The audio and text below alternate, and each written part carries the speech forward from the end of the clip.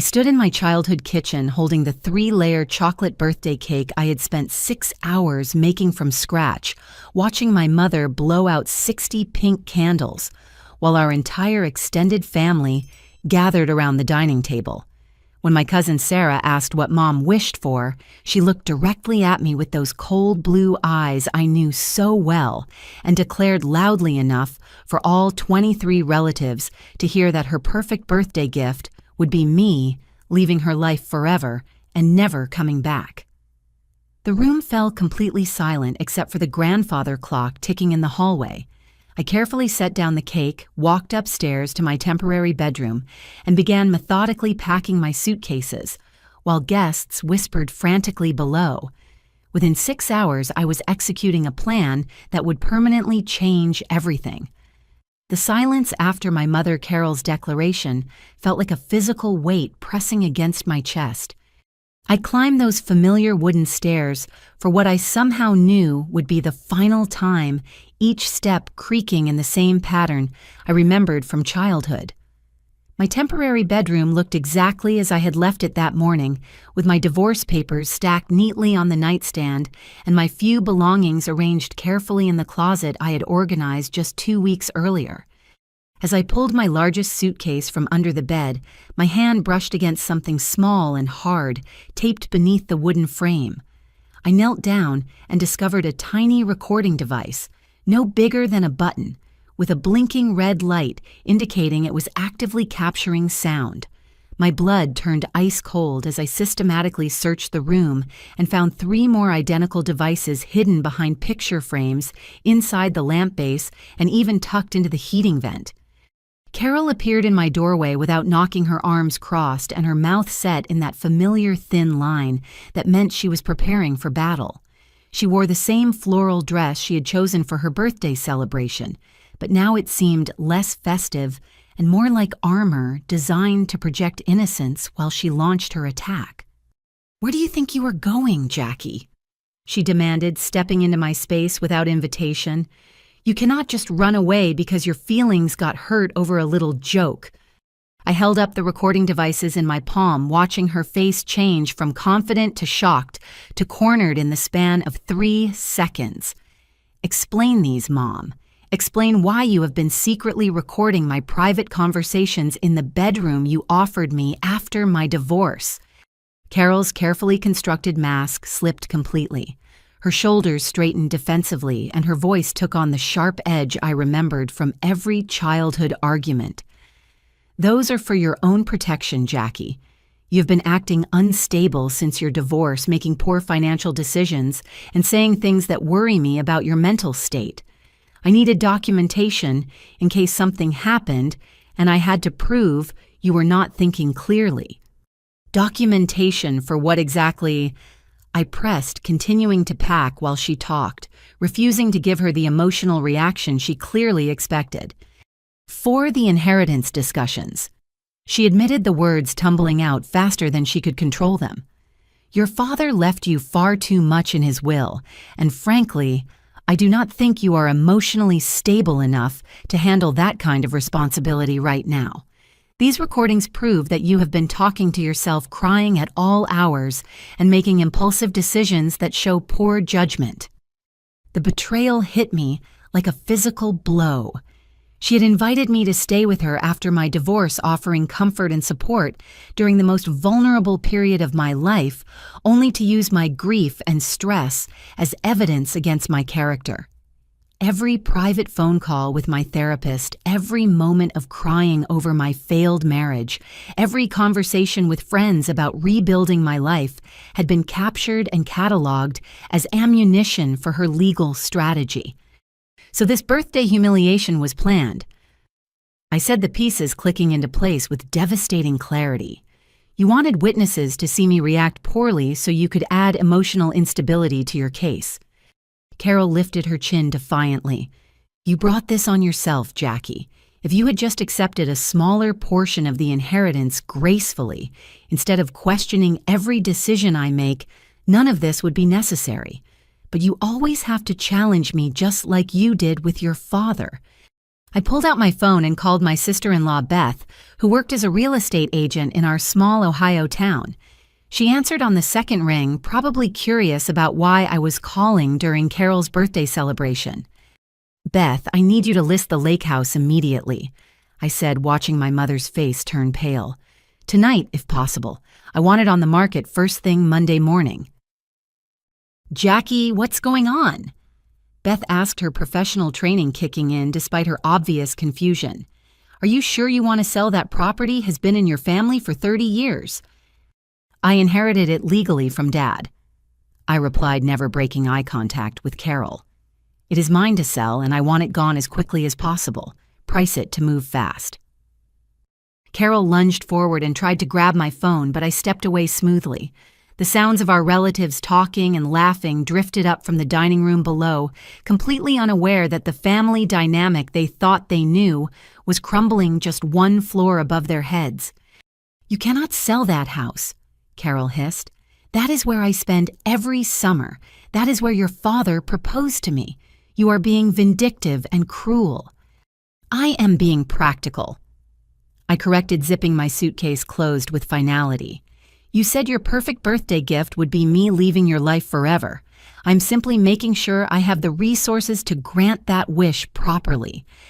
As I carried my belongings toward the stairs, I could hear Carol frantically explaining to someone downstairs that I was having some kind of emotional breakdown and needed space to calm down. Her voice carried that practiced tone of concerned motherly worry that she had perfected over the years, designed to make her sound reasonable while painting me as unstable. But for the first time in my 34 years, I felt completely clear about what I needed to do next. Monday morning found me sitting in the sterile office of Hartwell Financial Services, clutching my father's old leather briefcase and trying to process what his former advisor Daniel Chen was telling me. The building smelled like coffee and printer toner, with motivational posters about retirement planning covering every available wall space. "Your father set these accounts up 7 years ago," Daniel explained, sliding a thick folder across his mahogany desk. "He was very specific about keeping them separate from any joint assets with your mother. He said there might come a time when you would need financial independence from family conflicts." I stared at the statements showing account balances that made my hands shake. $812,000 spread across 3 investment portfolios, all earning steady returns and all legally designated with my name as sole beneficiary. My father had quietly protected me from a situation he apparently saw coming long before I did. "Mom never knew about these," I asked, my voice barely above a whisper. "It was very clear that Carol should not be informed unless something happened to him, and you needed the funds," Daniel confirmed. "He said he loved your mother, but worried about her tendency to use money as a means of control over family members. These accounts were his way of ensuring you could always choose your own path." I thought about all the times my father had encouraged me to pursue my graduate degree in family counseling, even when Carol complained about the cost and time commitment. I remembered how he always asked detailed questions about my studies and seemed genuinely proud when I completed my thesis on family dynamics and financial abuse. Now I understood he had been preparing me for this exact situation. "There is something else." Daniel continued, opening a sealed envelope. "Your father also transferred ownership of the lake house to you through a trust structure that would activate if certain family conflicts arose. Technically, you have owned that property outright for 3 years." The irony was perfect. My mother had spent the weekend painting me as financially irresponsible and emotionally unstable, while I actually held more assets and legal authority than she imagined. I immediately called Beth to expedite the lake house sale and connected with a property management company to handle the transfer. By Wednesday afternoon, I was signing papers to list the house at 90% of market value to ensure a quick sale. The property management company, Henderson Realty Group, specialized in handling difficult family situations and understood the need for discretion and speed. My phone started ringing before I even left their office. Carol had somehow discovered the listing and was calling every 5 minutes, leaving increasingly frantic voicemails about my reckless decision to sell our family legacy. Her messages progressed from attempts at guilt and manipulation to outright threats about legal action. But Daniel had prepared me for this reaction. Every document was legally airtight, every transfer had been properly executed, and every asset was completely under my control. My father had anticipated my mother's tactics and built protections that even her lawyer could not challenge. The most satisfying moment came Thursday evening when I received a call from my cousin David, who managed the family's small rental business. Carol had contacted him about using the lake house for a family reunion in August, only to discover that the property was no longer available and would be sold to strangers within weeks. "Jackie, I do not understand what is happening," David said, his confusion obvious even over the phone. "Aunt Carol said you are having some kind of breakdown and making crazy financial decisions, but the sale paperwork looks completely professional and legitimate." "There is no breakdown, David," I assured him. "I am simply choosing to manage my inherited assets in ways that support my independence. If that seems crazy to certain family members, perhaps they should examine why my financial autonomy threatens them so much." After ending the call, I sat in my hotel room looking over my father's final letter, which Daniel had given me, along with the account information. In his careful handwriting, he had explained his concerns about Carol's increasing need to control family members through financial pressure and emotional manipulation.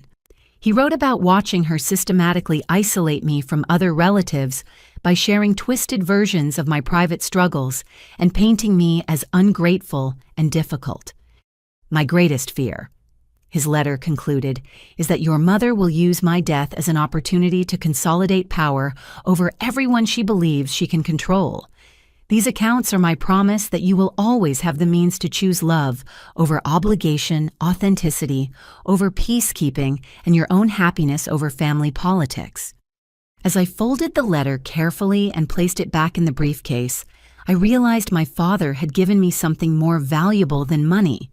He had given me permission to prioritize my own well-being without guilt or apology. 3 weeks later, I was standing in my new studio apartment in Portland, Oregon, watching rain streak down the windows while unpacking boxes labeled with my newly registered business entity, name Sunrise Family Mediation LLC. The apartment was small but bright, with hardwood floors and a view of the Willamette River that made me feel like I was starting a completely new chapter of my life. Portland had appealed to me specifically because it was far enough from Ohio to make casual visits impossible, but close enough to major cities that I could build a professional practice, helping other families navigate the same toxic dynamics I had escaped. The irony of becoming a family mediator after fleeing my own family chaos was not lost on me, but it felt like the perfect way to transform my painful experiences into something meaningful. I had barely finished setting up my home office when my phone rang with a number I did not recognize. The voice on the other end belonged to a woman named Margaret Torres, who identified herself as a court investigator from Ohio. "Ms. Jackie Martinez," she said in a professional tone that immediately put me on alert. "I am calling regarding emergency court proceedings filed by your mother, Carol Martinez. She has petitioned for a temporary guardianship order, claiming you are experiencing a mental health crisis that has impaired your ability to make sound financial decisions." My stomach dropped as I realized Carol was escalating her strategy. Having failed to manipulate me directly, she was now trying to use the legal system to strip away my autonomy and force me back under her control. "What specific evidence has she provided for these claims?" I asked, grabbing a notepad to document everything Margaret said. "She submitted the recordings from your stay at her house, along with testimony from family members about your sudden departure and immediate property sale. She claims these behaviors indicate a psychological break that requires intervention before you cause further harm to yourself and your family's financial stability.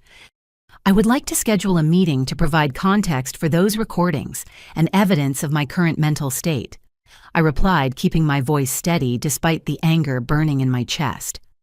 "I think you will find that my departure and financial decisions were reasonable responses to a toxic family situation, not symptoms of mental illness." Margaret agreed to meet me the following week at a neutral location in Cleveland. I spent the next several days preparing a comprehensive presentation that included my business registration documents, bank statements, showing responsible financial management references from my therapist and divorce attorney, and most importantly, a detailed timeline of Carol's manipulative behaviors leading up to my departure. The meeting took place in a sterile conference room at the courthouse with Margaret reviewing my materials while I calmly explained the context behind each recording Carol had submitted. I showed her how the conversations had been edited to remove Carol's provocative statements and my reasonable responses, leaving only my emotional reactions to appear unstable. These recordings were made without my knowledge while I was staying in my mother's home as a guest, I explained. They captured my private processing of a difficult divorce, but they were deliberately edited to misrepresent my mental state.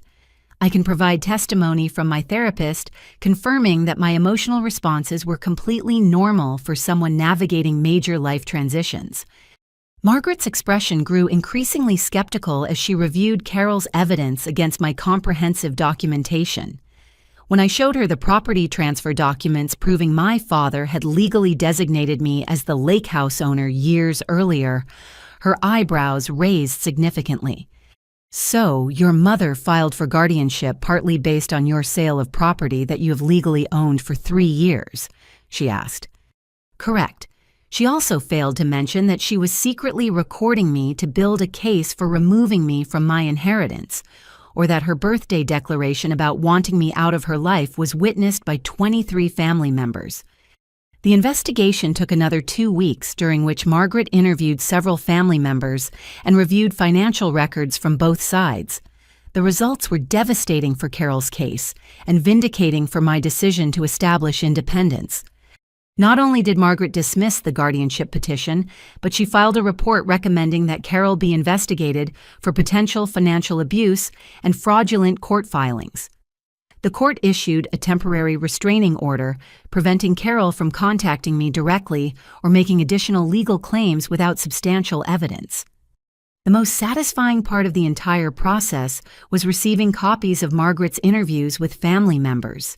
Several relatives admitted they had felt pressured to support Carol's version of events, but when questioned directly, they acknowledged that my behavior had seemed reasonable given the circumstances. My cousin David even told Margaret that he suspected Carol had been manipulating family finances for years. As I sat in my new apartment reading Margaret's final report, I felt a profound sense of validation. Every decision I had made since walking away from Carol's birthday party had been vindicated by an objective, legal professional. My mental health was sound, my financial choices were responsible, and my assessment of my family's toxic dynamics was accurate. For the first time in months, I felt completely confident that I had chosen the right path, even if it meant rebuilding my life entirely from scratch. Carol's world began unraveling the moment she received Margaret's investigative report and the court's restraining order. I learned about her reaction through a series of increasingly desperate voicemails she left for my cousin Sarah, who felt obligated to forward them to me as evidence of Carol's deteriorating state.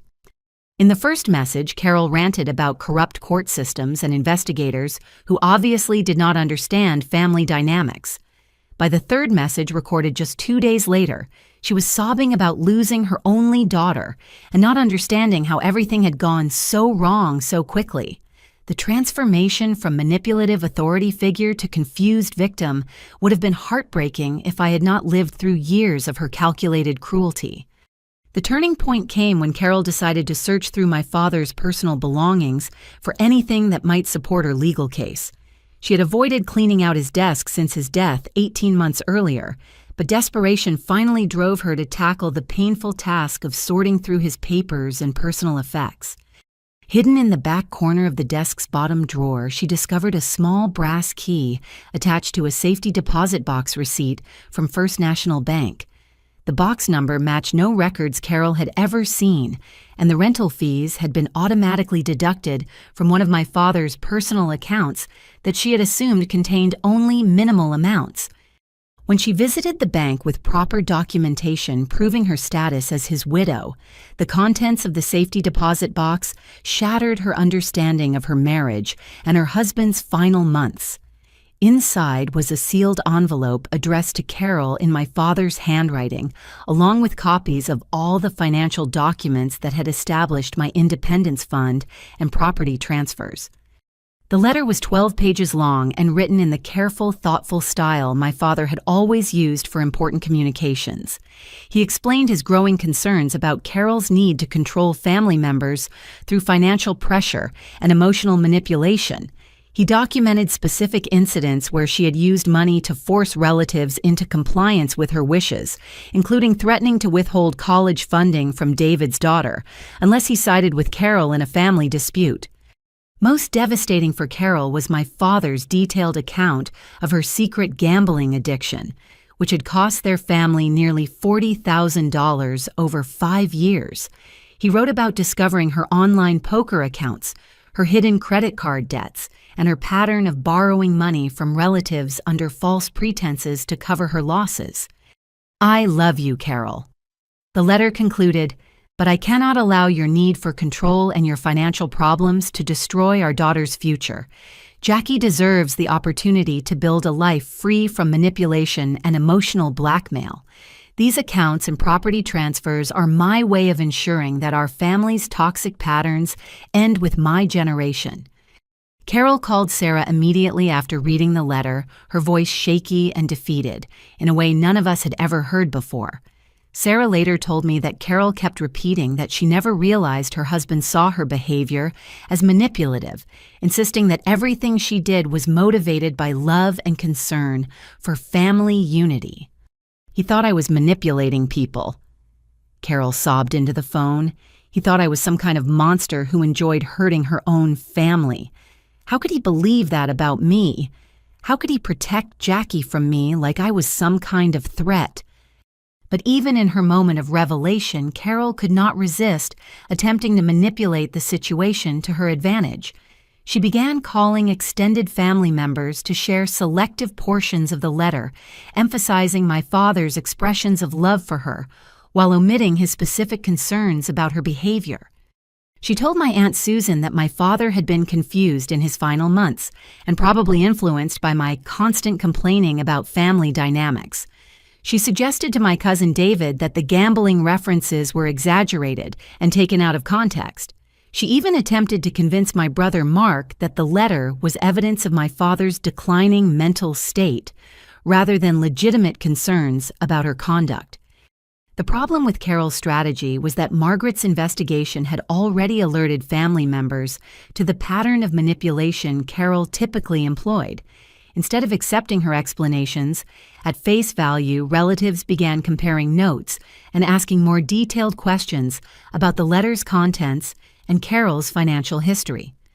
When Sarah asked to see the complete letter rather than just the excerpts Carol had shared, Carol became defensive and claimed the full document was too personal and painful for others to read. This response only increased family members' suspicions that Carol was once again controlling information to protect her preferred narrative. The final blow to Carol's credibility came when my Aunt Susan contacted me directly to ask about my father's concerns. I was able to provide specific examples of the financial manipulation he had referenced, including Carol's pattern of creating artificial emergencies to pressure relatives into providing money she never repaid. As word spread through the family that Carol's victim narrative was contradicted by my father's carefully documented observations, her support network began dissolving. The relatives who had initially sided with her story about my breakdown and abandonment started questioning whether they had been given accurate information about our family conflict. For the first time in decades, Carol found herself isolated and unable to control other people's perceptions of family events. The power she had wielded through information management and emotional manipulation was evaporating as family members chose to seek truth rather than accept her version of reality. 2 months into my Portland life, I was settling into a routine of morning runs along the riverfront when my phone buzzed with a Facebook message from someone I hadn't heard from in years. The The profile picture showed a lanky teenager with sandy brown hair and a hesitant smile that reminded me immediately of my brother Mark at that age. "Hi, Aunt Jackie," the message read. "This is Ryan Mark's son. I know we haven't talked since I was little, but I really need to ask you something important. Can we video chat sometime when my parents aren't around?"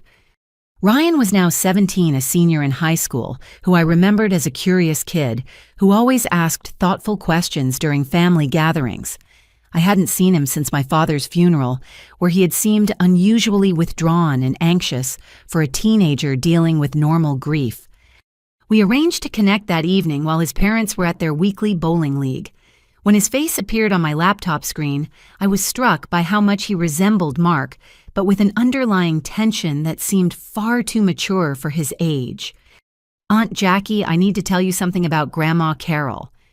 He began glancing nervously toward his bedroom door. "Ever since you left, she's been coming over way more often, and she keeps saying things about you that don't make sense with what I remember." "What kind of things, Ryan?" "She tells my parents that you had some kind of mental breakdown and abandoned your family when they needed you most. But she also talks to me privately and says completely different stuff. She tells me that you were always jealous of her relationship with Grandpa and that you manipulated him into leaving you money that should have gone to her." I felt my stomach clench as Ryan continued describing conversations that revealed the extent of Carol's manipulation tactics with family members of different generations. "But here's the really weird part," Ryan said, lowering his voice even further. "She's been asking me lots of questions about my college plans and my relationship with my parents. She keeps suggesting that Mom and Dad don't really understand me like she does and that I should talk to her about problems instead of them." The pattern was sickeningly familiar. Carol was using the same isolation techniques on Ryan that she had perfected with me over the years, gradually positioning herself as his primary emotional support while undermining his trust in his parents. "Ryan, has she mentioned anything about your college fund or financial aid applications?" His face darkened immediately. "That's actually why I wanted to talk to you. She told me last week that she's been contributing to my college savings and that she might need to reconsider that support if I maintain contact with family members who are toxic influences on our family. She didn't say your name specifically, but it was pretty obvious what she meant." I felt rage building in my chest as I realized Carol was holding a 17-year-old's educational future hostage to control his family loyalties. She was essentially threatening to destroy his college opportunities unless he participated in ostracizing me. "Has she asked you to do anything specific regarding me or your parents?" "She wants me to write down conversations I overhear between Mom and Dad about you or about family money. She says she's worried they might be making poor financial decisions because they feel guilty about how you were treated. She gave me this little notebook and asked me to keep track of anything that might be important for family financial planning." The sophistication of Carol's manipulation was breathtaking. She was turning my teenage nephew into an unwitting spy in his own home, while convincing him that this surveillance was necessary to protect the family's financial stability. "Ryan, I want you to know that everything she's telling you about me is false," I said carefully. "I left because she was recording my private conversations and planning to use them to have me declared mentally incompetent so she could control my inheritance. I have legal documents proving that everything I did was reasonable and necessary." I spent the next hour walking Ryan through the truth about my departure, the court investigation, and the restraining order. I explained how manipulative people often use financial threats to control family members, and how his grandmother was attempting to isolate him from his parents' love and support. "The scariest part," Ryan admitted near the end of our conversation, "is that she makes it all sound so reasonable when she's talking to me. She acts like she's the only person who really cares about my future and wants to protect me from making the same mistakes other family members have made. That's exactly how manipulation works," I explained. "It feels like love and protection, but it's actually about control and power. People who genuinely love you want you to make your own informed decisions, not comply with their demands out of fear." Before ending our call, I connected Ryan with Dr. Angela Foster, a family therapist in Cleveland, who specialized in helping teenagers navigate toxic family dynamics. I also reached out to my Aunt Susan, who lived in Texas, and had maintained a loving relationship with Ryan since his childhood, asking her to increase her contact with him as an alternative source of emotional support. Most importantly, I encouraged Ryan to start documenting Carol's manipulative statements and financial threats, not to use against her, but to help him recognize the patterns and protect himself from further psychological manipulation. The call ended with Ryan promising to reach out to Dr. Foster and to contact me immediately if Carol escalated her threats or demands. As I closed my laptop, I realized that my escape from Carol's toxicity had inadvertently exposed her to greater scrutiny from other family members, leading her to intensify her control tactics with more vulnerable targets. Ryan was not just my nephew, he was Carol's next victim, and I was possibly the only family member positioned to help him recognize and resist her manipulation before it derailed his future. The following Saturday morning, I was brewing coffee in my Portland kitchen when my phone rang with a call from my Aunt Susan in Dallas. Her voice carried an urgency I had rarely heard from my father's normally calm and diplomatic sister. "Jackie, I need to drive up to see you this week," she said without preamble. "I have been talking to Ryan and several other family members, and there are things you need to know about Carol's behavior that go back much further than any of us realized." Susan arrived Tuesday afternoon carrying a thick manila folder and looking more serious than I had ever seen her. At 58, she had always been the family's quiet peacekeeper, the one who smoothed over conflicts and helped everyone maintain civil relationships despite underlying tensions. I should have spoken up years ago. She began as we settled in my living room overlooking the river. I kept telling myself that Carol's behavior was just her personality and that families always have difficult dynamics. But after talking to Ryan and learning about what she did to you, I cannot stay silent anymore. Susan opened her folder and spread out documents that made my hands shake as I recognized the scope of what she had been quietly documenting. There were printed emails, handwritten notes with dates and times, and even several audio recordings she had made during family gatherings over the past 5 years. "I started keeping records after Carol tried to sabotage David's business startup," Susan explained. She convinced 3 family members not to invest in his company by telling them David was financially irresponsible and that the business plan was unrealistic. What she did not tell them was that David had refused to give her a personal loan the month before, and this was her way of punishing him.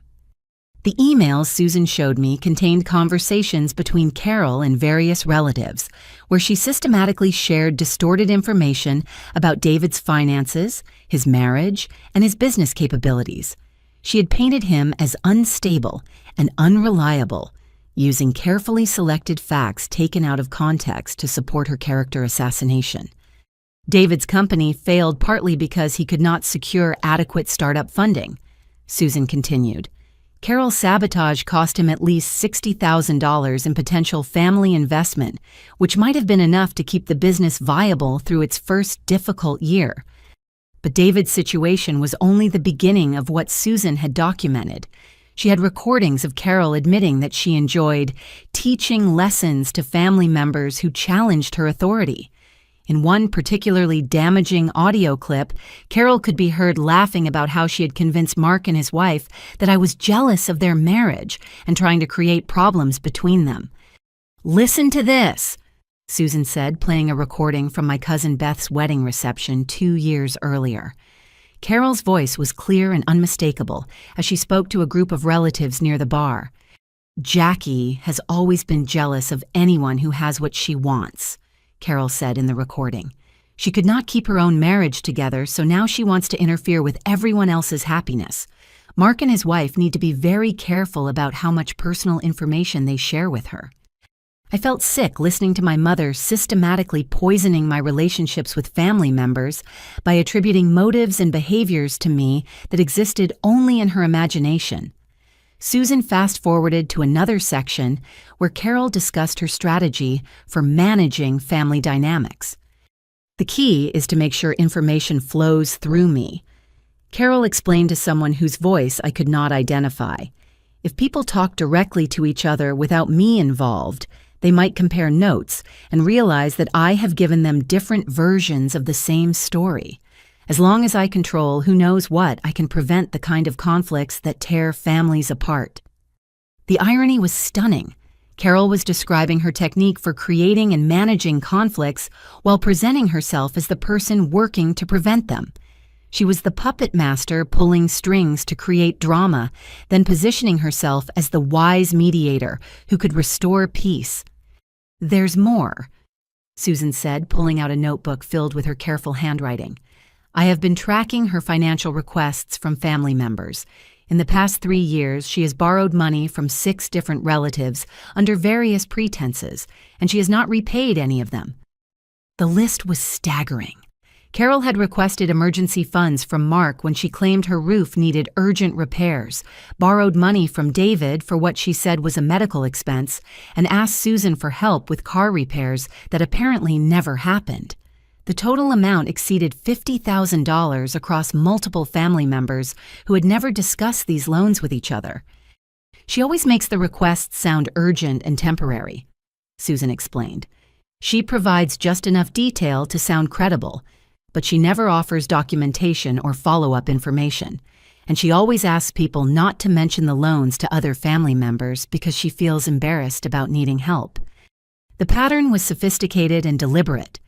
Carol had identified each family member's emotional vulnerabilities and crafted her requests accordingly. She told Mark she needed help because his father would have wanted him to take care of his mother. She convinced David that supporting her was his way of honoring family loyalty. She assured Susan that the assistance was temporary and would prevent more serious problems later. What finally made me start recording conversations was when I realized she was telling each of us different stories about the same events. Susan said, "She told me you were financially irresponsible, but she told David you were selfish with money. She told Mark you were trying to isolate yourself from family, but she told Beth you were being overly clingy and demanding attention."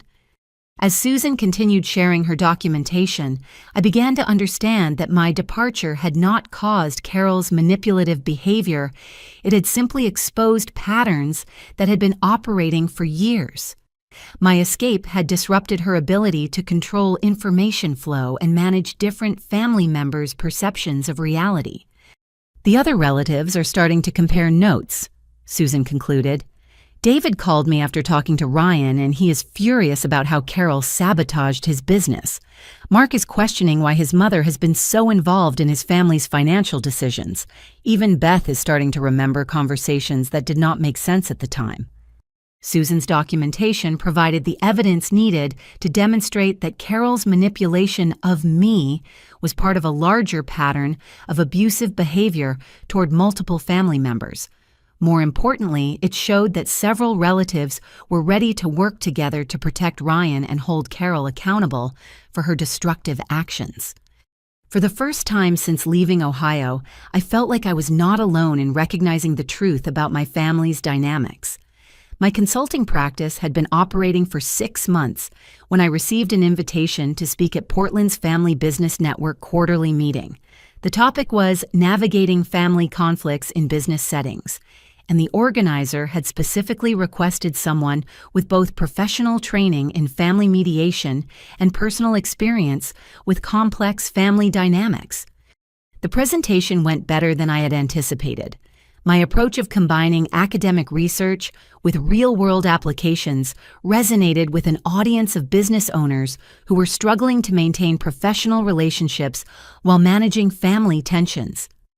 During the networking reception afterward, several attendees approached me with specific questions about my consulting services.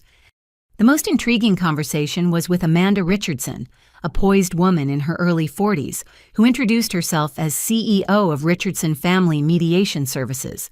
She had an impressive background in corporate mediation and had recently expanded her practice to focus specifically on family business conflicts. "Your presentation today was exactly what I have been looking for," Amanda said as we found a quiet corner to continue our conversation. I have been searching for a partner who understands both the business and emotional aspects of family conflict. Most mediators are strong in one area, but struggle with the intersection. As we talked, I realized that Amanda and I had attended the same high school in Ohio, though she was 3 years ahead of me, and we had never directly interacted. She remembered me as the student council treasurer, who had organized successful fundraising campaigns, and I vaguely recalled her as the debate team captain who had won state championships. "I have a proposal for you," Amanda said, handing me her business card.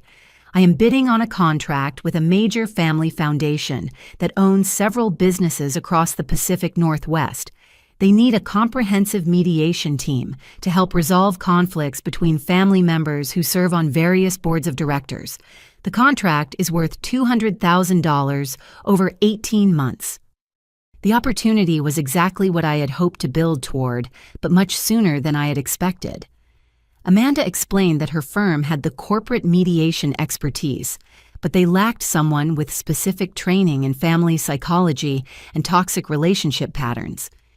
"Your background is perfect for this," she continued. "You have the academic credentials, the professional training, and unfortunately, the personal experience to understand how family manipulation affects business decision-making. Plus, your recent success in extricating yourself from a toxic family situation demonstrates that you can help others navigate similar challenges." I was surprised to learn that Amanda had researched my background thoroughly before approaching me. She had spoken with Daniel Chen, my father's financial advisor, who had mentioned my successful handling of the inheritance conflicts and legal challenges. She had also contacted Dr. Foster, the therapist I had recommended to Ryan, who had provided professional references about my understanding of family dynamics. "The irony is not lost on me," I admitted. 6 months ago, I was fleeing my own family's dysfunction, and now I am being offered a major contract to help other families resolve similar problems. "That's exactly why this partnership makes sense," Amanda replied. "You understand these dynamics from the inside, not just from textbooks. You know how manipulation tactics feel when you are experiencing them, and you know what it takes to break free and rebuild healthy boundaries." We spent the following week developing a joint proposal that combined Amanda's corporate mediation framework with my family psychology expertise. The proposal included detailed strategies for identifying manipulation patterns, protecting vulnerable family members, and establishing sustainable communication structures. The foundation that had requested the proposal was the Hartwell Family Foundation, which owned timber companies, real estate developments, and technology startups across Oregon and Washington. 3 generations of family members served in various leadership roles, and recent conflicts over expansion strategies had created deadlocks that were affecting all their business operations. When we presented our proposal to the Foundation's board, I recognized several dynamics that mirrored my own family's patterns.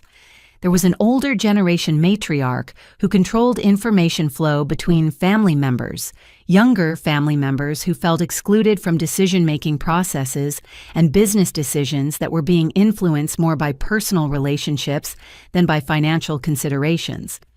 "We have tried traditional business mediation," explained Jonathan Hartwell, the Foundation's current president. "But our conflicts are not really about business strategy. They are about family roles, communication patterns, and unresolved emotional issues that affect how we work together professionally." Amanda and I were awarded the contract 3 weeks later. The Hartwell Foundation's leadership recognized that their business problems were fundamentally family problems that required specialized intervention. Our 18-month engagement would include individual assessments of all family members involved in business operations, group mediation sessions, and the development of new governance structures that separated family relationships from business decision-making. The success of this contract led to referrals from other family business networks across the region. Within 8 months, Sunrise Family Mediation had grown from a one-person consulting practice to a partnership with Amanda that employed 4 additional mediators and maintained a waiting list of potential clients. The most satisfying aspect of this professional growth was that my expertise had developed directly from surviving and escaping the same toxic patterns that our clients were experiencing. I could recognize manipulation tactics immediately because I had lived through them.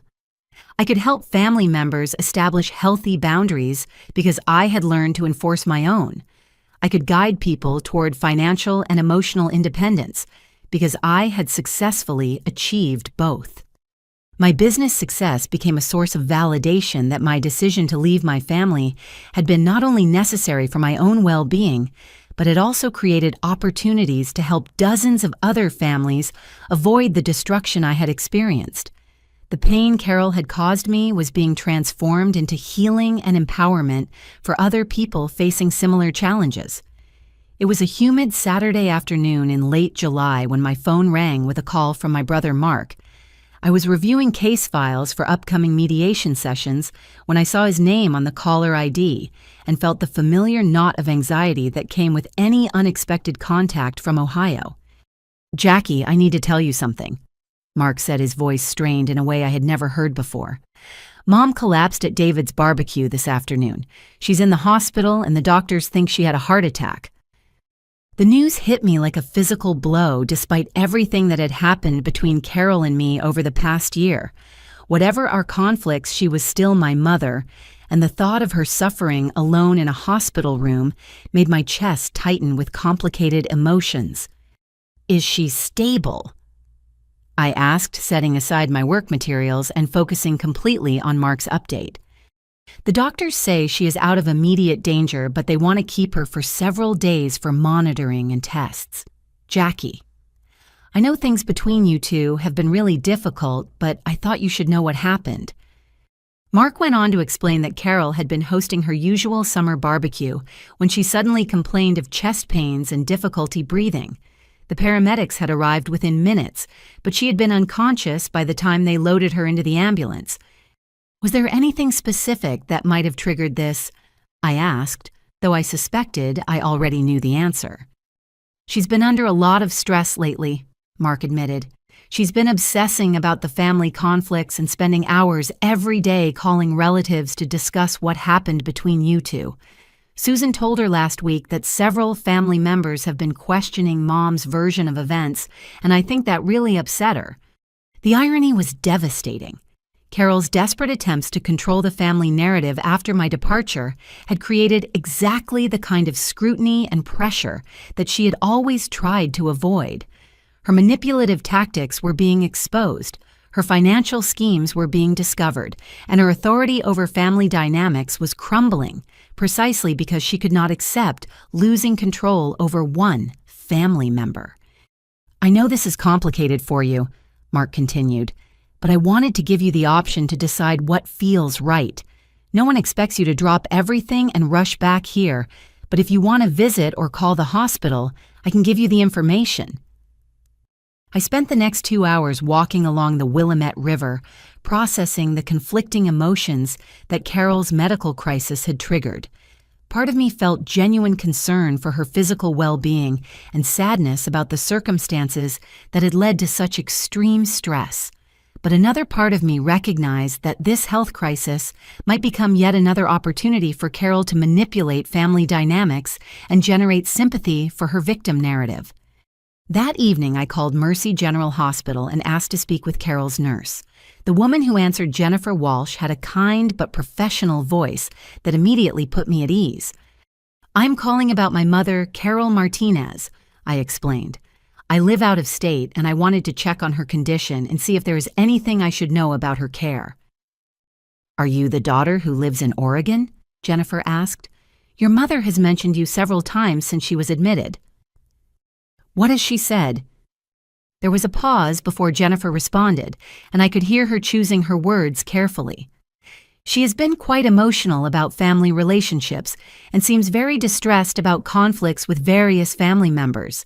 She has mentioned feeling abandoned during a difficult time and worrying that people she loves have turned against her." "Has she said anything specific about the circumstances that led to these family conflicts?" Another pause.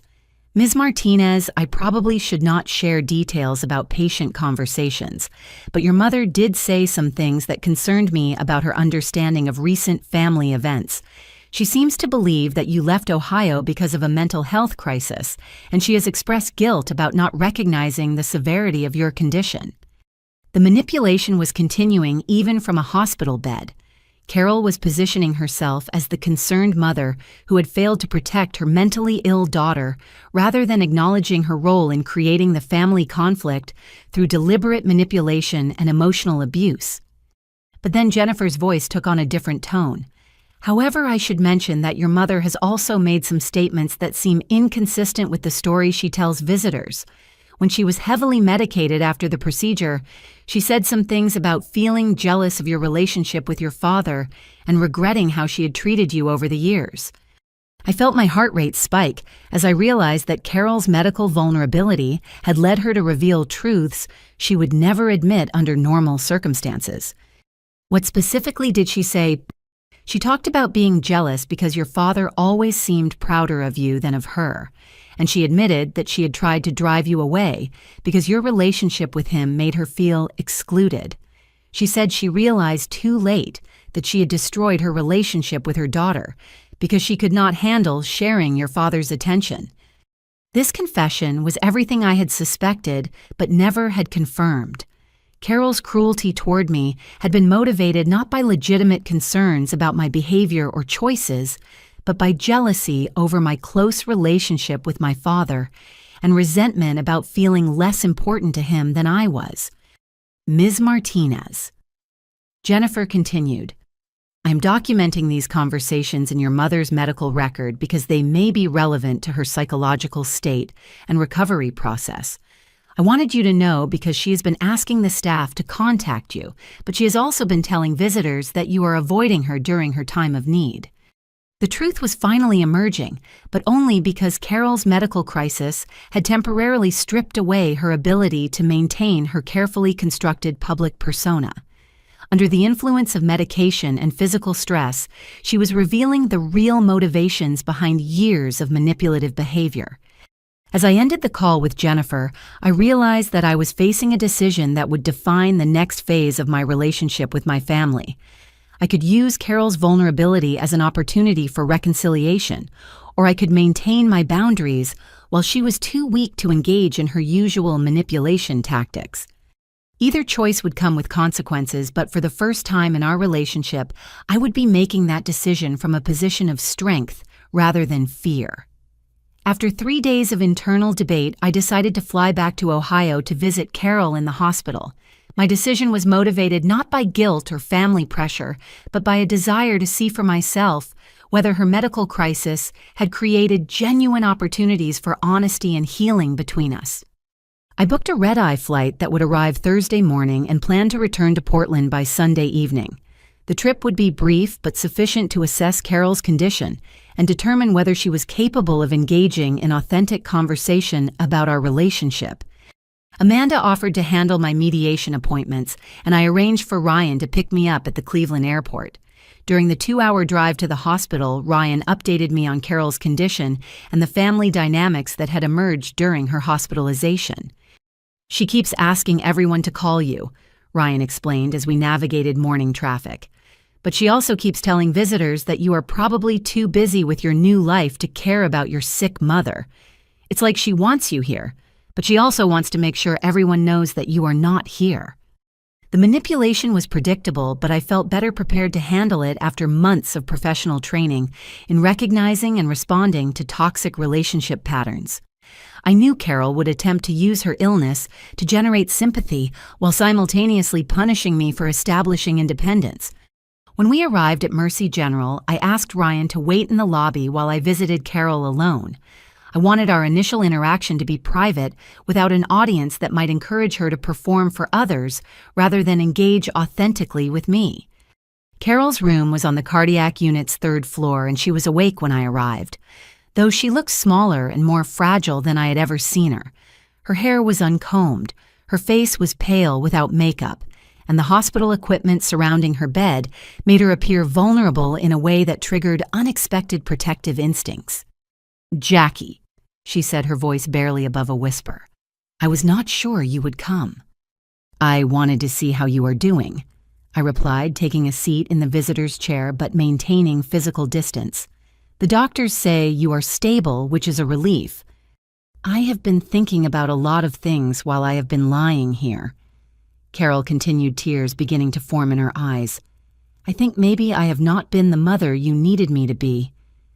For a moment, I felt hopeful that her medical crisis had created space for genuine reflection and accountability.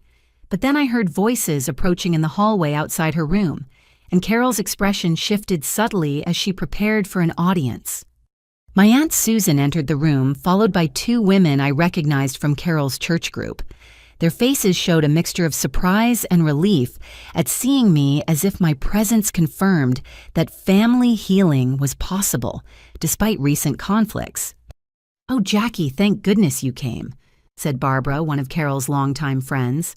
"Your poor mother has been so worried that you would not find out about her condition in time to say goodbye if something terrible happened." "Goodbye," I repeated, looking back at Carol with confusion. "The doctors told my brother that you are stable and expected to recover fully."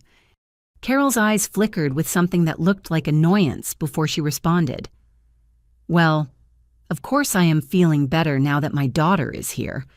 I was just so afraid that I might not survive this without having a chance to reconcile with you after you abandoned me during such a difficult time." The word abandoned hit me like a slap, and I realized that Carol was using my visit as an opportunity to reinforce her victim narrative rather than engage in honest conversation about our relationship. "I did not abandon you," I said calmly but firmly. "I left Ohio after you publicly humiliated me and secretly recorded my private conversations to build a legal case against my mental competency. I established independence from a toxic family dynamic, which is very different from abandonment." The room fell silent as Carol's friends processed this information, which obviously contradicted the version of events Carol had shared with them. Susan shifted uncomfortably, and Barbara looked confused about how to respond to the tension that had suddenly filled the space. "Jackie, your mother is recovering from a serious medical procedure," Barbara said in a tone that suggested I was being inappropriately confrontational. "Perhaps this is not the time to relitigate old family disputes." "You are right," I agreed. "This is not the appropriate time or place for that conversation, but it is also not appropriate for my visit to be mischaracterized as evidence that I was wrong to establish healthy boundaries for myself." I stood up and told Carol that I was glad she was recovering well and that I would check with the nurses about her care plan. Then I walked toward the door where I could hear Carol beginning to explain to her visitors that my outburst proved I was still struggling with the emotional problems that had caused our family conflict originally.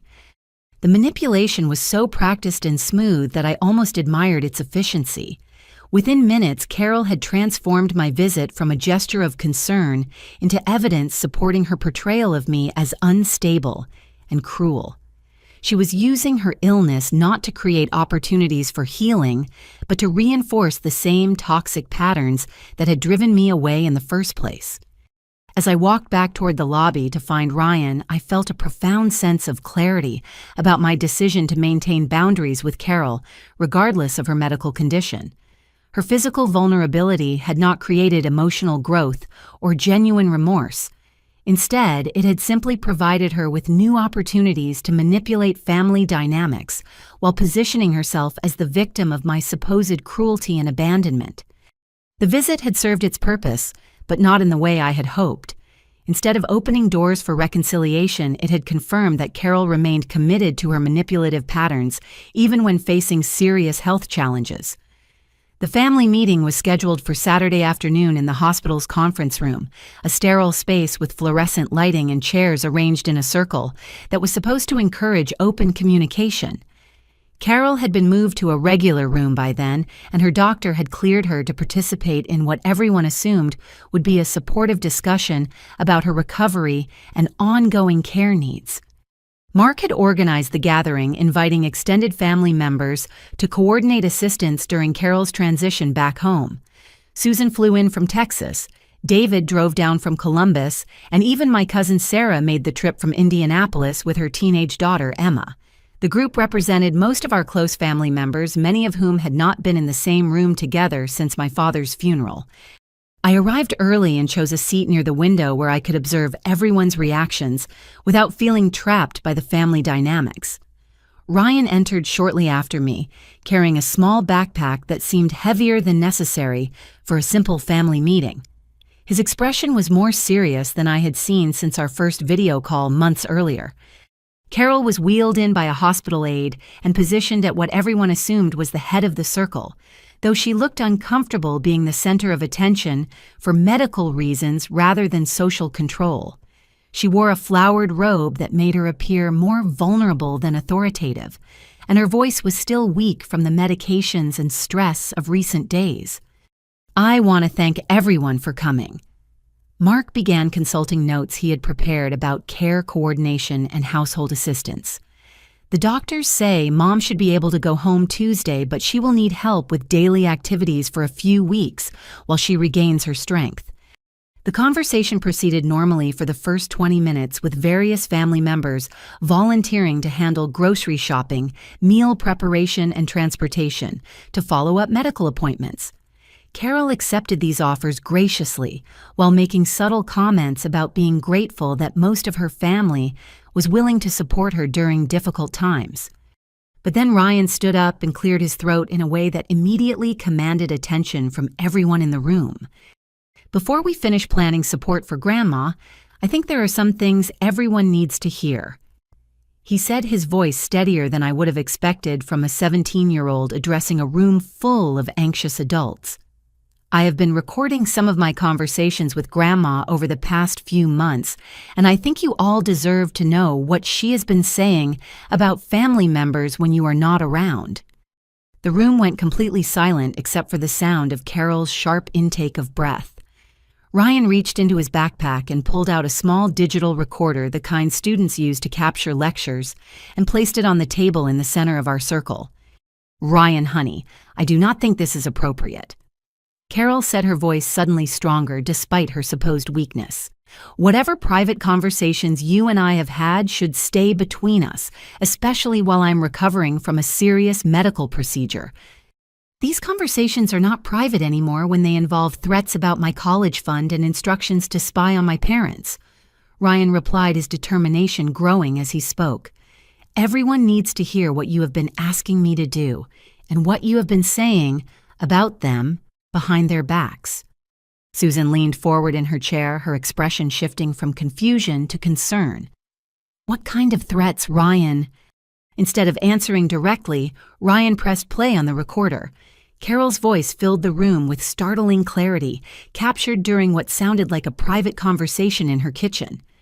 "Ryan, you need to understand that your Aunt Jackie is mentally unstable and dangerous to our family's financial security." Carol's recorded voice explained with the patient tone of someone educating a child. "She has always been jealous of the attention your grandfather gave me, and now she is trying to destroy our family out of spite.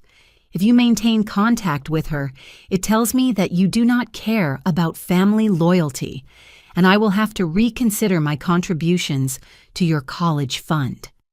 Mark's face went white as he heard his mother threatening his son's educational future to control his family relationships.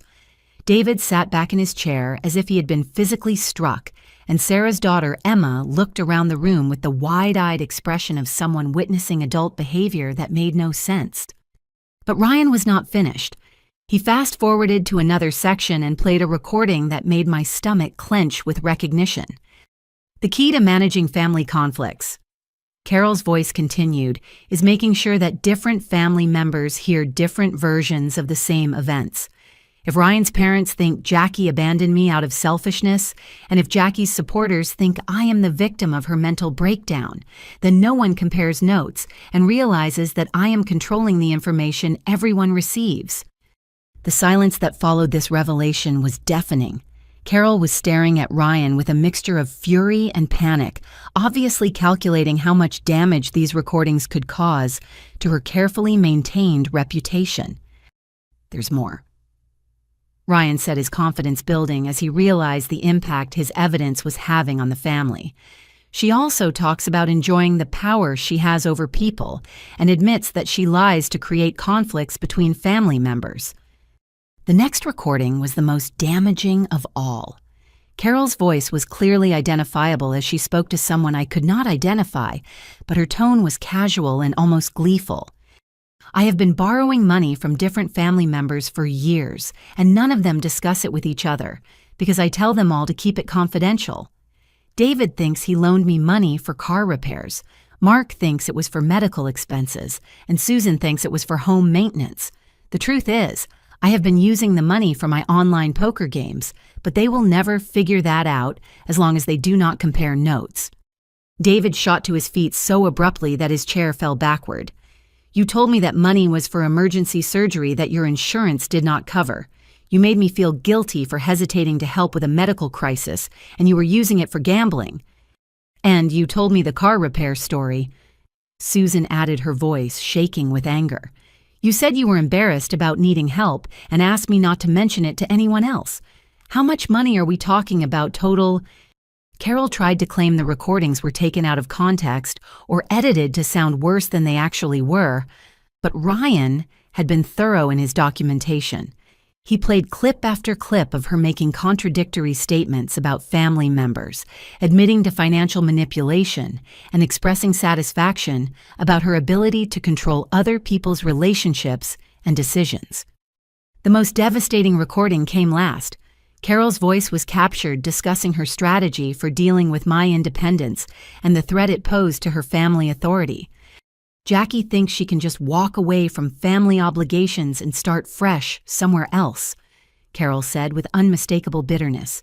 "But I am not going to let her escape the consequences of challenging my authority. I will make sure every family member knows that she abandoned her sick mother and chose her own selfish interests over family loyalty. By the time I am finished, no one in this family will want anything to do with her." As the final recording ended, the room remained silent for what felt like hours. Family members stared at each other, at Carol, and at the recorder that had revealed the calculated cruelty behind years of family conflicts they had attributed to misunderstandings and personality differences. Carol's mask had been completely torn away, and everyone present could see the manipulative, vindictive person who'd been orchestrating family dramas while positioning herself as the victim of other people's unreasonable behavior. The silence following Ryan's recording stretched on until Carol realized that no one was going to rescue her from the devastating evidence that had just been presented. Her face cycled through expressions of panic calculation and finally pure rage as she understood that her carefully constructed public persona had been completely destroyed in front of the family members whose opinions mattered most to her. "Those recordings are illegal," she said, her voice rising to a pitch I had rarely heard from her. "Ryan violated my privacy by secretly recording private conversations, and nothing he captured can be trusted because he edited out the context that would explain my statements." "The recordings are not edited, Grandma," Ryan replied calmly, holding up the device so everyone could see its digital display. "This model shows the total recording time and any breaks or modifications. These are complete conversations, and everyone in this room just heard you admit to lying, stealing, and manipulating family relationships for your own entertainment." Mark was still standing, his face red, with an anger that seemed to be building rather than dissipating as he processed what he had heard. "Mom, you threatened my son's college fund to control his relationship with his aunt. You used his love for family against him to turn him into a spy in his own home. How could you do that to a 17-year-old kid?" But instead of showing remorse or attempting to repair the damage, Carol's response revealed the full extent of her narcissistic rage when confronted with consequences for her behavior. "You want to know why I did it?" She screamed, her weakness and vulnerability forgotten as pure venom poured out of her. "Because your precious sister was always your father's favorite, and I was tired of being treated like a stranger in my own marriage." The room went completely still as Carol continued her tirade, apparently deciding that since her manipulation had been exposed, She might as well reveal the truth that had motivated years of calculated cruelty. Every conversation I tried to have with your father ended up being about Jackie's accomplishments, or Jackie's problems, or Jackie's future plans. He spent more time thinking about her career than he ever spent thinking about our marriage.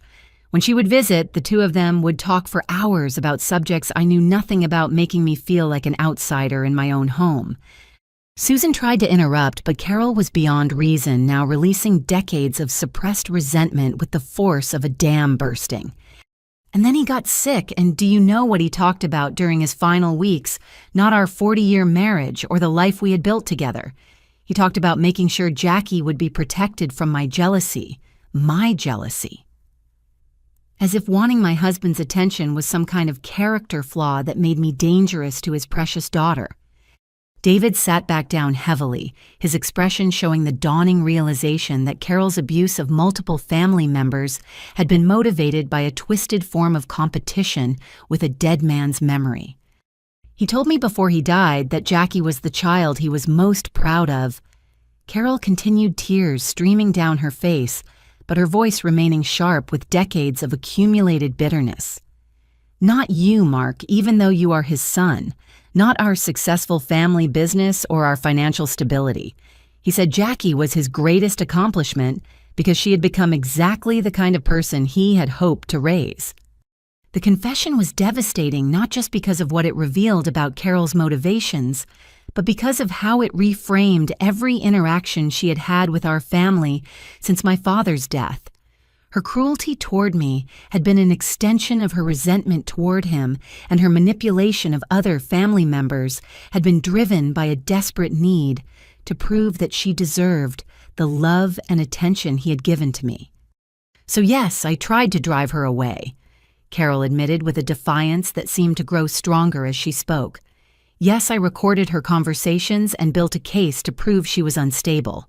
Yes, I turned family members against her by sharing information that made her look selfish and unreliable.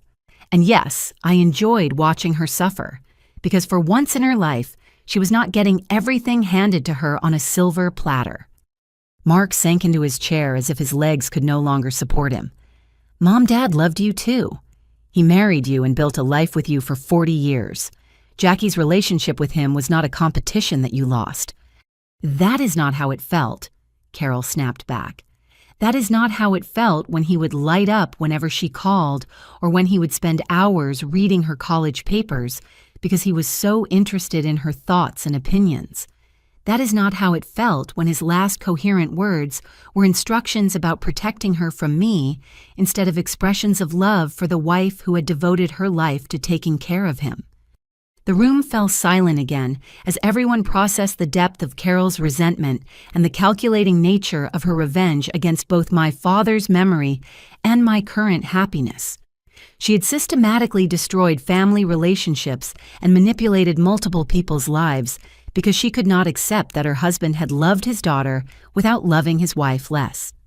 Sarah finally spoke into the silence, her voice barely above a whisper.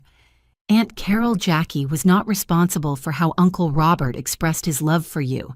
She was just being his daughter.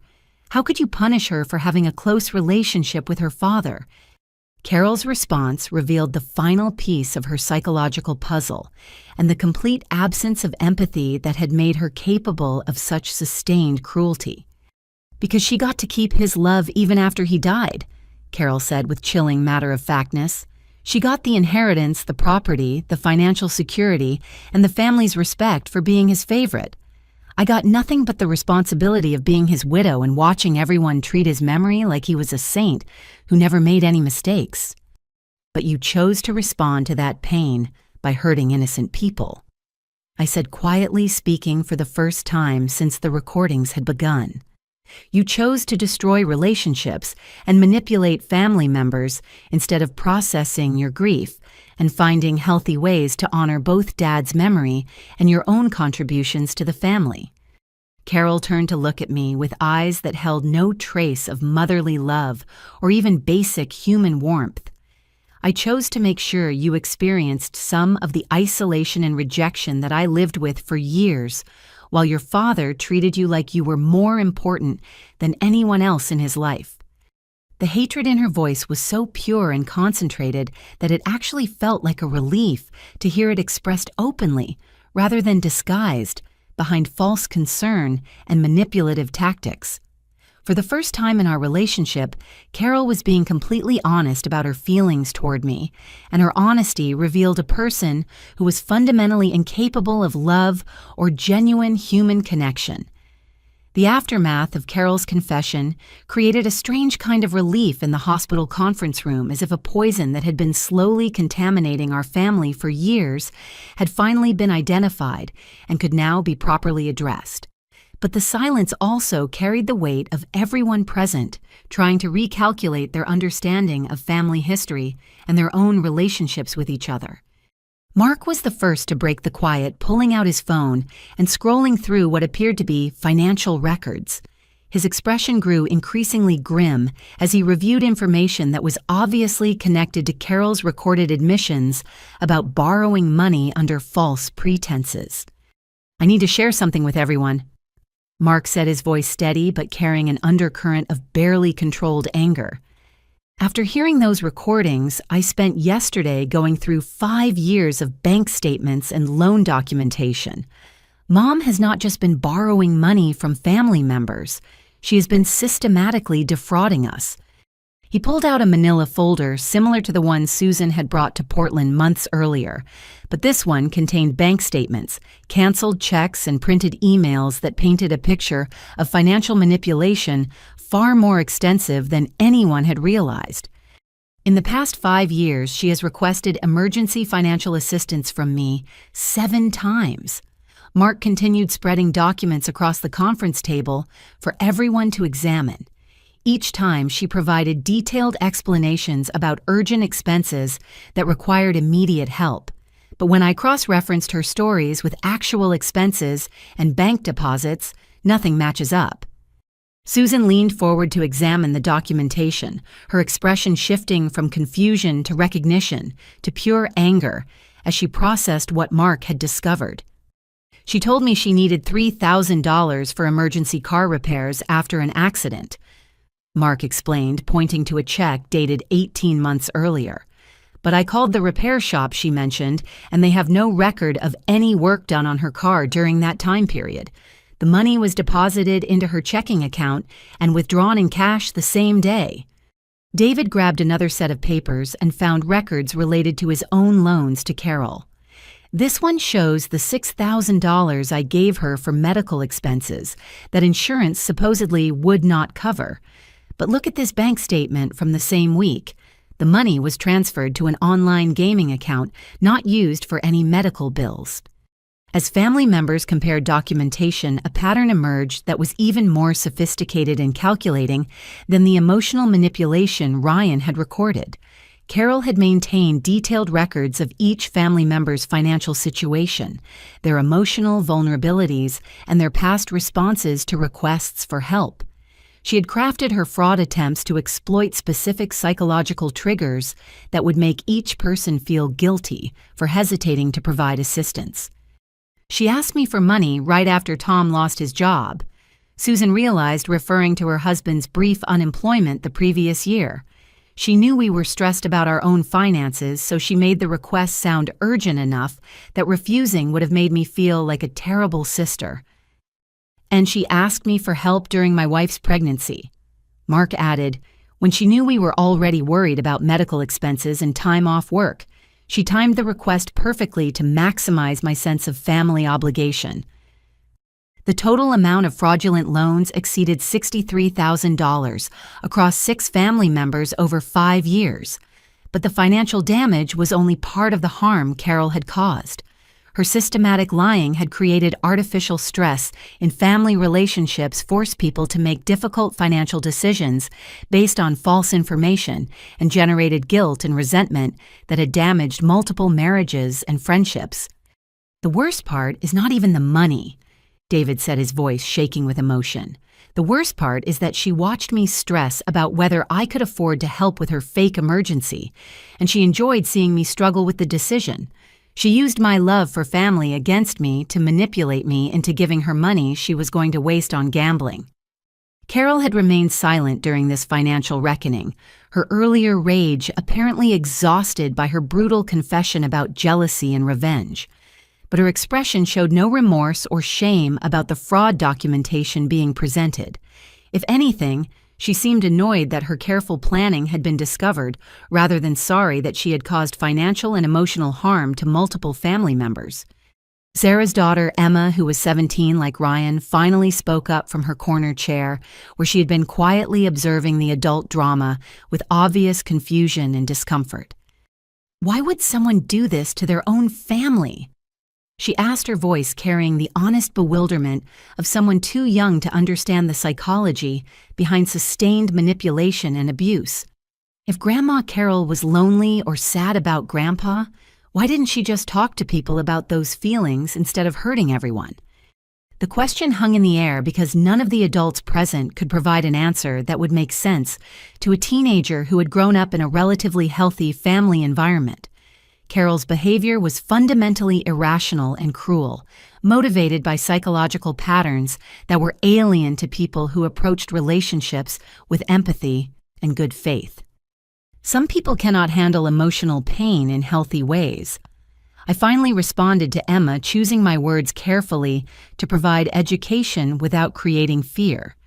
Instead of processing difficult feelings through therapy or honest conversation, they choose to make other people suffer as a way of feeling less powerless about their own problems. But that does not actually solve anything, Emma pointed out with the clarity that sometimes comes from youth. It just creates more problems and makes everyone feel worse. You are absolutely right, Susan agreed. That is why this behavior is considered abusive rather than just difficult or complicated. Healthy people do not choose to hurt others as a way of managing their own emotional pain. Mark closed his financial documentation and looked directly at Carol for the first time since her rage-filled confession. Mom, you have committed fraud against multiple family members, and you have psychologically abused a 17-year-old kid by threatening his future to control his relationships. We cannot ignore this behavior or pretend it was just family drama that got out of hand. Carol's response was a shrug that conveyed complete indifference to the harm she had caused and the consequences she might face. You all got along fine without me before, and you will get along fine without me again. Do whatever you think is best for your precious family unity. The dismissive tone and lack of accountability confirmed what everyone in the room was beginning to understand. Carol was not going to change, apologize genuinely, or take responsibility for the pain she had deliberately caused. Any future relationship with her would require accepting that she was fundamentally committed to manipulation and control, rather than love and mutual support. The meeting concluded with Mark volunteering to coordinate the family's response to Carol's fraud and abuse, but it was Susan who made the call that would ultimately force accountability. As a retired legal secretary with 40 years of experience in family court, she understood that Carol's behavior had crossed the line from family conflict into criminal territory. Monday morning, Susan contacted the district attorney's office in Summit County and provided documentation of the systematic financial fraud Carol had perpetrated against multiple family members. The prosecutor assigned to review the case, Jennifer Walsh, was coincidentally the same woman who had served as Carol's nurse during her hospitalization and had documented her medicated confessions.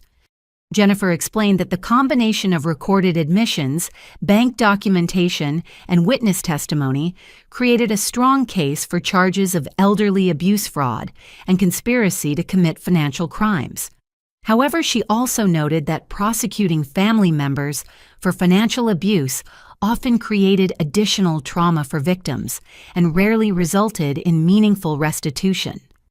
What we typically recommend in cases like this, Jennifer explained during a conference call with Mark, Susan, and me, is a structured settlement agreement that provides accountability and protection for family members while avoiding the stress and expense of criminal prosecution. The settlement proposal Jennifer outlined would require Carol to undergo mandatory psychological evaluation and treatment, establish a formal repayment plan for stolen funds, and agree to supervise contact with family members under court monitoring. Most importantly, it would include legal protections that prevented Carol from accessing or influencing Ryan's education funds and other vulnerable family assets. But when Carol's court-appointed attorney, Michael Torres, presented this settlement offer, her response revealed the depth of her narcissistic personality and her fundamental inability to accept responsibility for her actions. "I am not admitting to any wrongdoing," Carol declared during a meeting in Torres's office that included Mark and Susan as family representatives. Family members give each other financial assistance all the time, and if people want to characterize that generosity as fraud, that says more about their vindictiveness than my behavior. Torres, who had 30 years of experience with family legal disputes, immediately recognized that his client was demonstrating exactly the kind of manipulative thinking that had created the current crisis. "Mrs. Martinez," he said patiently, "the prosecution has recordings of you admitting that you deliberately lied to family members about how you intended to use their money. You specifically stated that you enjoyed deceiving them and that you used their assistance for gambling rather than the emergencies you described. That constitutes fraud under Ohio state law." "Those recordings were made by a minor without my knowledge," Carol countered, "and they have been edited to make my statements sound worse than they actually were." Torres reviewed the technical analysis that had been performed on Ryan's recordings and confirmed that they showed no evidence of editing or manipulation. More problematically for Carol's case, the recordings included her own voice explaining her techniques for manipulating family members, which demonstrated intent to commit fraud, rather than simple misunderstanding about family financial assistance. Furthermore, Torres continued, "Your son Mark has provided bank statements showing that you deposited family assistance directly into online gambling accounts, which contradicts every explanation you gave for needing the money. The prosecution can prove systematic deception over multiple years with multiple victims." The legal reality was that Carol faced potential felony charges that could result in significant jail time and permanent criminal record. The settlement agreement represented the best possible outcome for someone who had committed the level of fraud documented by the family's evidence. But Carol's response to this legal pressure revealed the psychological rigidity that had made her capable of sustained abuse and manipulation for years. "If my own family wants to destroy me through the legal system," she said with cold finality, "then they deserve everything they get when this becomes public knowledge, and everyone in town knows how Jackie Martinez's family treats elderly widows who are guilty of nothing more than poor judgment." The threat was vintage Carol, an attempt to use shame and social embarrassment to control other people's decisions, even when she held no actual power to carry out her intimidation tactics. She was essentially threatening to embarrass herself publicly as a way of manipulating family members into dropping their demands for accountability. Torres recognized the tactical stupidity of Carol's approach and took a much more direct stance than she was accustomed to from people in authority positions. "Mrs. Martinez, you seem to misunderstand your situation," he said bluntly. "You do not have leverage in this negotiation. The evidence against you is overwhelming. The prosecution has multiple cooperating witnesses, and your own recorded statements provide proof of intent to commit fraud. Your choice is between a settlement agreement that allows you to avoid criminal prosecution or a trial that will almost certainly result in felony conviction and jail time." The meeting ended with Carol refusing to sign the settlement agreement and demanding more time to consider her options. But Torres was clear that the offer would not remain available indefinitely. That evening, Susan called me in Portland to update me on Carol's decision and its likely consequences. "Her lawyer thinks she's making a serious mistake," Susan explained. "He believes the prosecution will file criminal charges within 2 weeks if she does not accept the settlement. But she seems convinced that the family will back down rather than put her through a public trial." Will the family back down? I asked, though I suspected I already knew the answer. Absolutely not, Susan replied firmly. Mark has talked to David and Sarah, and we are all committed to protecting Ryan and holding her accountable for the fraud. She has finally pushed us too far to enable her behavior anymore. As I ended the call, I realized that Carol's refusal to accept accountability was actually the best possible outcome for the family's long-term healing. A settlement agreement would have required ongoing contact and monitoring, but criminal prosecution would establish clear legal boundaries and permanent consequences that would protect everyone from future manipulation. 3 weeks after Carol's attorney informed the court that she would not accept the settlement agreement, criminal charges were formally filed against her for elder abuse fraud and conspiracy to commit financial crimes. The local newspaper's court reporting section included a brief mention of the case, but the coverage was limited to basic facts without sensational details about family conflicts. I was reviewing mediation case files in my Portland office when my phone rang with a call from an unfamiliar Los Angeles number. The voice on the other end belonged to Marcus Chen, a producer for a major television network who specialized in documentary programming about family relationships and social issues. Ms. Martinez, I am calling because your story has come to our attention through professional networks in the family mediation field, Marcus explained. We are developing a documentary series about people who have successfully escaped toxic family dynamics and rebuilt their lives while helping other families navigate similar challenges. The opportunity was both exciting and terrifying. Marcus outlined a program that would focus on my professional success as a family mediator, while exploring the personal journey that had led to my expertise in recognizing and responding to manipulative relationship patterns. We are particularly interested in your work with the Hartwell Family Foundation, Marcus continued. Amanda Richardson has spoken very highly of your partnership and the innovative approaches you have developed for addressing family-business conflicts. We think your story could help other people recognize similar patterns in their own families. The documentary would require me to discuss Carol's manipulation tactics and my decision to establish independence from family toxicity, but it would frame those experiences as the foundation for my current work, helping other families heal from similar dynamics. The focus would be on transformation and empowerment rather than family drama or personal revenge. After consulting with Amanda and my therapist, I agreed to participate in the documentary project. The filming process took 6 months and included interviews with family members who had been affected by Carol's manipulation clients, whose families I had helped mediate, and other professionals working in the field of family psychology and toxic relationship recovery. The most meaningful part of the documentary was a segment featuring Ryan, who had graduated high school and was thriving in his first year at Ohio State University. His college fund had been protected from Carol's influence through the legal settlement, and he had used his experience surviving her manipulation to develop remarkable insight into healthy relationship dynamics. Working with Aunt Jackie taught me that family love should never require you to sacrifice your own well-being or accept treatment that makes you feel bad about yourself, Ryan explained during his interview. Real family support means wanting each person to grow and succeed as individuals, not demanding compliance with someone else's emotional needs.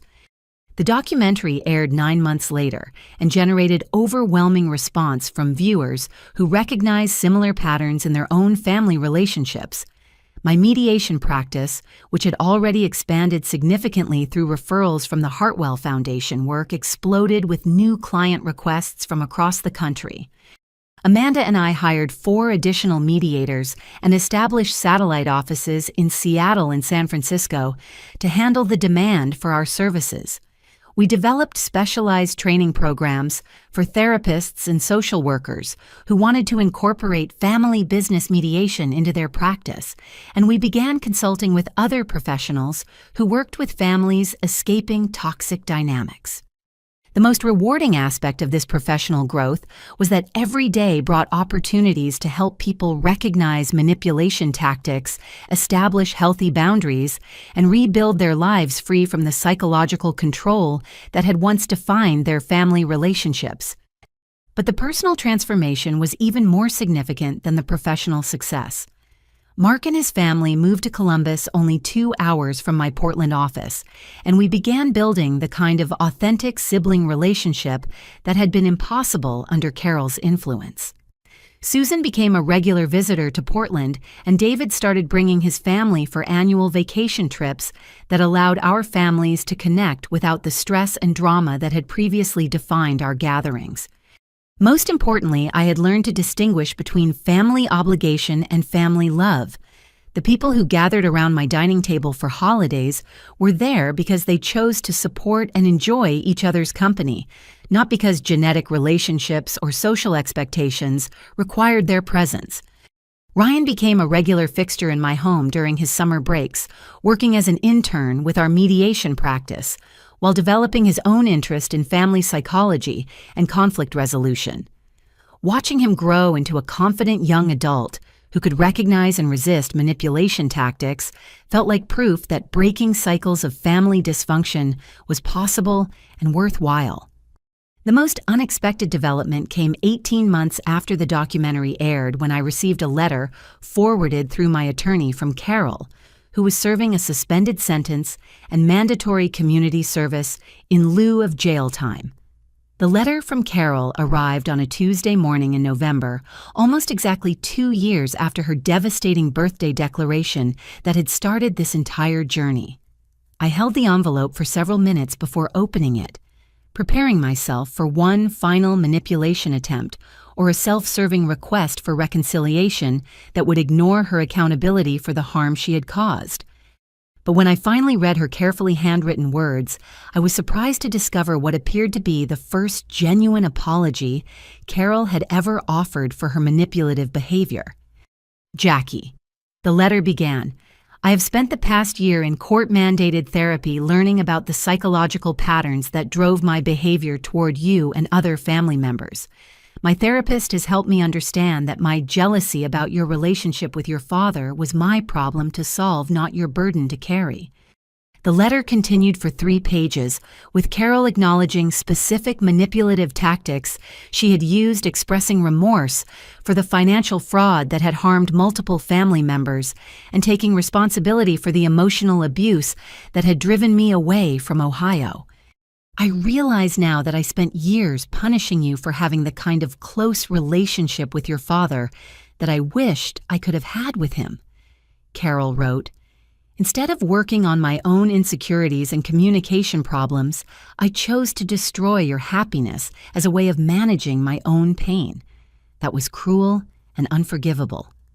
The most significant part of the letter was Carol's acknowledgement that genuine healing would require respecting my boundaries rather than demanding immediate forgiveness or resumed contact.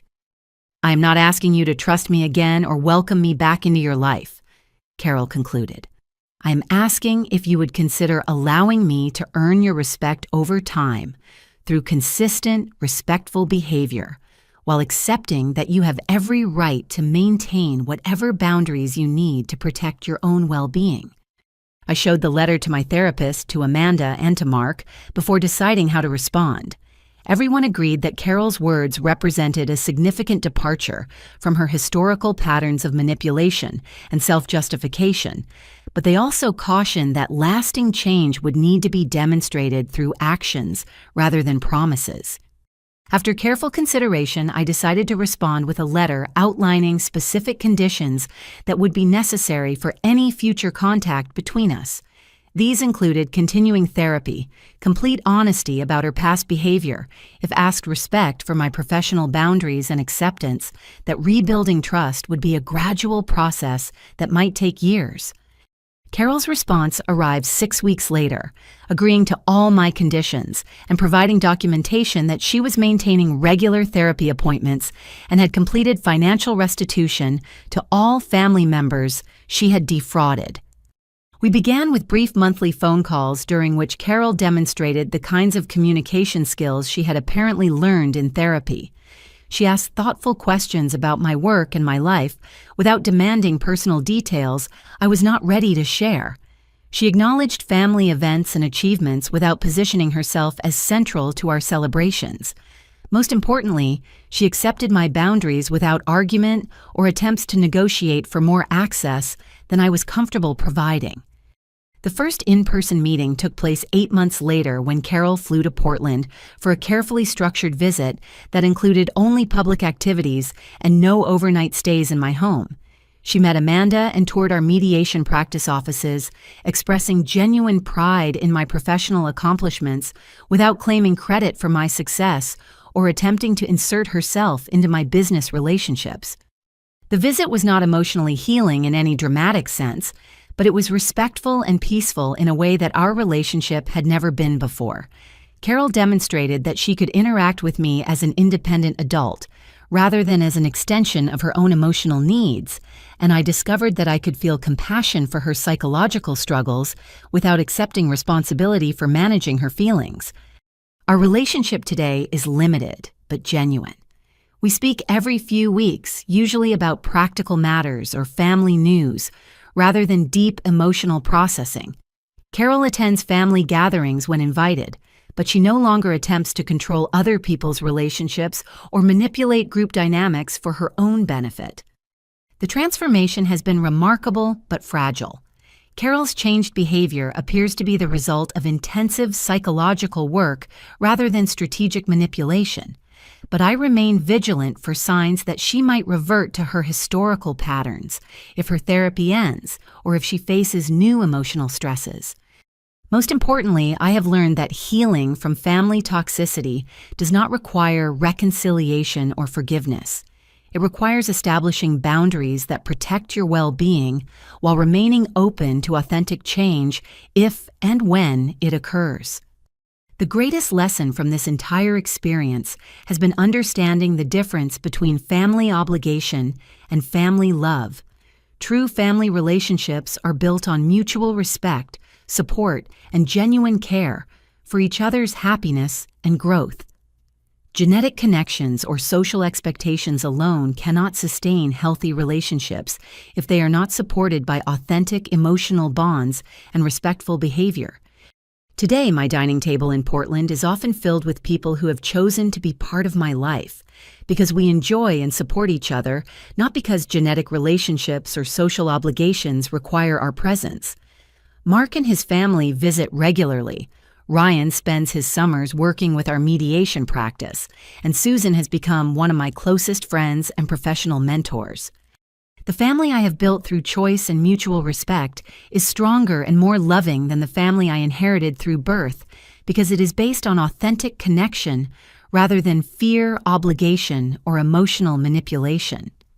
My work helping other families navigate similar toxic dynamics has shown me that breaking cycles of abuse and manipulation is not only possible but necessary for creating space where genuine love and support can flourish. Sometimes the greatest gift you can give someone is showing them the consequences of their behavior, because accountability creates the possibility for real change and authentic relationships. The pain Carol caused me ultimately became the foundation for helping hundreds of other families recognize manipulation tactics, establish healthy boundaries, and rebuild their relationships on stronger, more honest foundations. If you have experienced family manipulation or emotional abuse, I want you to know that choosing your own well-being over keeping the peace is not selfish. It is necessary. Family love should never require you to accept treatment that damages your mental health or forces you to compromise your authentic self. Have you ever had to set difficult boundaries with family members to protect your own well-being? How did you find the courage to prioritize your mental health over family expectations? I would love to hear your thoughts and experiences in the comments below. Please like this video if it resonated with your own family experiences. Subscribe for more stories about overcoming toxic relationships and building healthy boundaries, and share this with anyone who might benefit from understanding that they deserve to be treated with respect and genuine love by the people who claim to care about them. Thank you for listening to my story, and remember that your happiness and mental health are worth protecting, even when that protection requires difficult decisions about family relationships. You deserve to be surrounded by people who celebrate your growth rather than punish your independence.